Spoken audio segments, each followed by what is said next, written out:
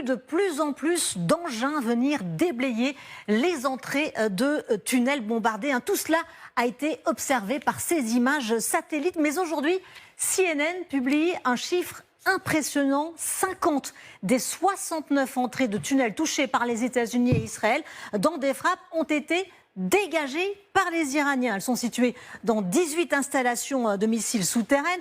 Exemple ici avec cette base de missiles à Desfoul. On va la voir dans un petit instant. 4 des 5 entrées ont été rouvertes. Une seule, là-bas en gris, est restée bloquée. Qu'est-ce que cela veut dire? Eh bien que les Iraniens sont en capacité de lancer beaucoup plus de missiles à longue portée qu'auparavant et que le pari de ces frappes américaines a échoué.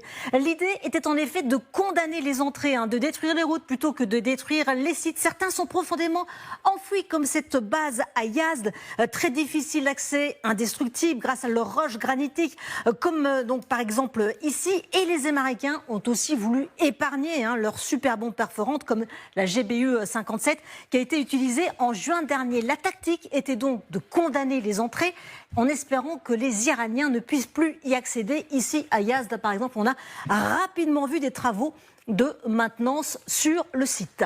Est-ce que ça veut dire que condamner les entrées de tunnels, ça ne marche pas ? Non, et en plus, les Iraniens ont simplement utilisé des bulldozers, des camions-bennes, rien de bien sophistiqué par rapport au coût important de ces frappes américaines. Des routes ont aussi été réparées et même refaites à neuf. Regardez ici ce qui s'est passé sur cette base de Kermanshah. Les routes, par exemple celle-ci, elle a été parfaitement reconstruite. Si les frappes reprennent, les Iraniens continueront donc d'être une menace grâce à leurs lanceurs et leur important stock de missiles. Environ 1000 selon des experts interrogés par CNN. Et grâce à ce réseau souterrain dont la construction a débuté il y a plus de 20 ans. Cependant, dire qu'aucun coup n'a été porté à l'industrie de défense iranienne serait faux également. Les États-Unis, Israël ont visé les usines où sont produits les composants électroniques, mais aussi où sont fabriqués le propergol, c'est le carburant pour lancer ces missiles.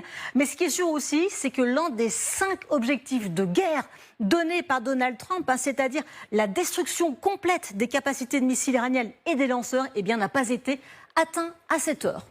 Merci beaucoup Sylvia.